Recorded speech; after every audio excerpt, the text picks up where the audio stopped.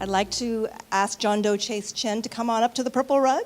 Title of his talk is Magical Possibilities, Storytelling for Justice.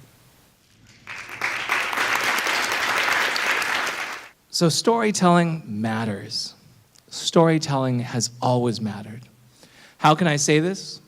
Social scientists have come to understand that a key turning point for history of human societies happened with the advent of the evening campfire.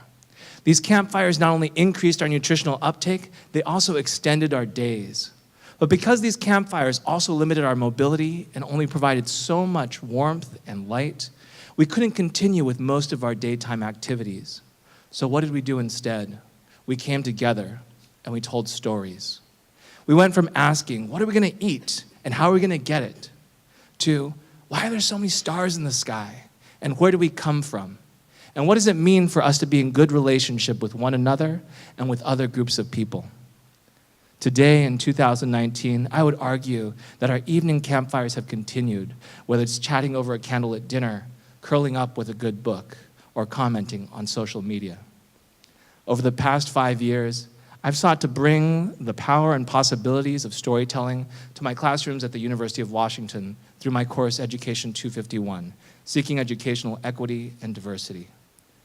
This course is built on my colleagues and my work at the National Seed Project, where over the past 33 years, we've partnered with over 1,200 institutions, organizations, and communities to hold ongoing structured conversations around diversity, equity, and inclusion to build capacity for individual, relational, and structural change. And at the core of our Seed and Education 251 pedagogies is storytelling. We believe that storytelling is magical because with it we can bend time. By reflecting on the past, we better understand the present to shape our futures.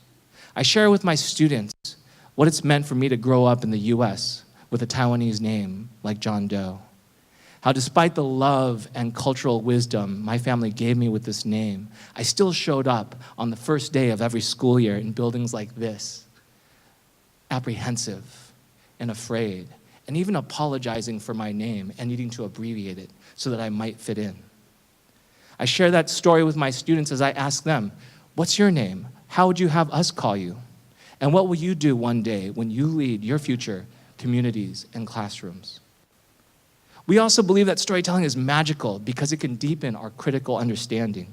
When we tell and retell our stories, we can ask new questions, make new connections, and develop new insights. I share with my students 3 versions of my family's immigration story. Version 1, we came to the US for better opportunities. Version 2, we fled Taiwan and the political violence there.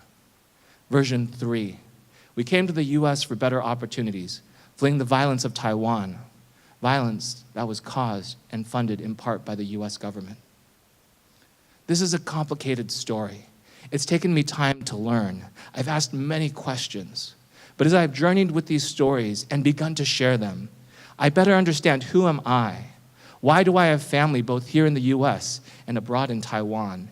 And what does it mean for us to be whole and in good relationship with each other and others, both here and in Taiwan? And so the final reason why we argue that storytelling is magical is because with it, we can build momentum for change. When we first began Education 251 5 years ago, we had 1 section with 1 facilitator and 19 students.